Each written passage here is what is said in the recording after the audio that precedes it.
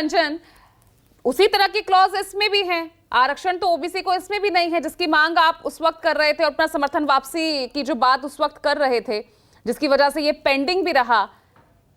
लेकिन पूजा जी उस वक्त भी जी पूजा, देखिए उस वक्त भी समाजवादी पार्टी ने पुरजोर तरीके से इसका विरोध किया था और उस वक्त भी समाजवादी पार्टी चाहती थी कि ओबीसी कैटेगरी को इसमें शामिल किया। अभी हमारी बहन राखी राठौर जी, भारतीय जनता पार्टी के प्रवक्ता, जो थम्स डाउन का ये जेस्चर बना रही थी, ये क्या पीडीए के महिलाओं के लिए थम्स डाउन का जेस्चर बना रही थी?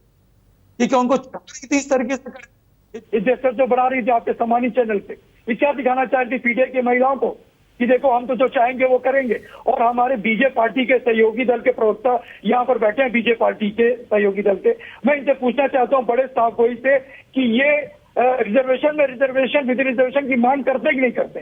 ये चाहते कि नहीं चाहते कि ओबीसी कैटेगरी और एससी एसटी उसमें शामिल हो या ना हो? आप बड़े साफ गोई साहब के चैनल पे कह करके जाए कि ये चाहते कि नहीं चाहते।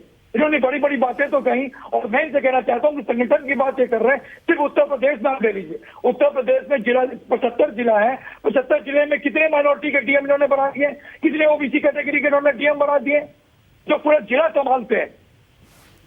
और जो सेक्रेटरीज है, जो पूरे हिंदुस्तान का बजट से लेकर के सारी चीजें एलोकेट करते हैं, उसमें 90 सेक्रेटरीज में से कितने ओबीसी कैटेगरी से आते हैं, ये बताने काम करेंगे। और आज आपके सम्मानित चैनल पे सौरभ सिंह जी को ये बता करके जाना चाहिए कि ये ओबीसी कैटेगरी के साथ है या नहीं है। चाहते हैं कि नहीं चाहते हैं कि ओबीसी और पीडीएस में शामिल हो? ठीक है कुमार सौरभ जी, जवाब दीजिए।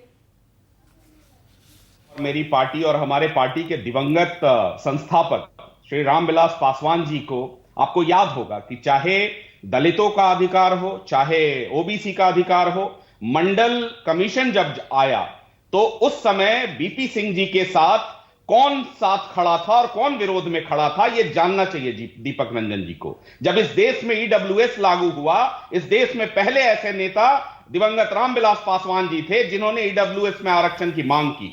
भाई आज सिर्फ लिप सर्विस करने से नहीं होगा कि आप ओबीसी के समर्थक हैं। मैं आपसे बिल्कुल साफ गोई तरीके से एक बात और कहना चाहता हूं कि आप लगभग 3 दशकों से इस बिल को लटकाने और भटकाने का काम किसने किया? आज वही दल है, Samajwadi party, Janata Dal United, RJD, TMC. और मोदी जी को आप अच्छे से जानते हैं, मोदी जी को और जान लीजिए। 2 लाइन में कहूंगा। पहली बात, जब नोटबंदी की गई 2016 में तो उसकी तैयारी 30 करोड़ अकाउंट खोलकर पहले से की जा रही थी। और आज भी अब संविधान के प्रति जो टेक्निकल पॉइंट है मैं उस पर बोलना चाहता हूं।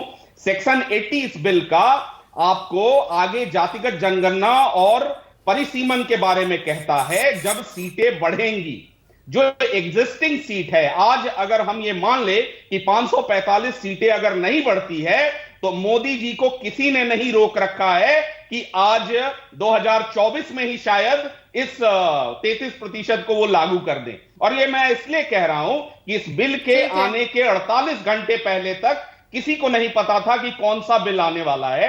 ये मोदी जी की खासियत है कि उन्होंने अपने मैनिफेस्टो में जो कुछ भी कहा है, आज तक आप नोट कर लें, जवाब दीजिएगा चितरंजन जी। जातिगत जनगणना तो आपके राज्य में भी हुई ना, लेकिन उसके बाद भी अब कितने ओबीसी है और क्या अब आगे ओबीसी को उनका लाभ मिलेगा या नहीं मिलेगा, ये तमाम चीजें अभी भी तो गुप्त ही हैं, अभी भी इन पर पर्दा डला ही हुआ है।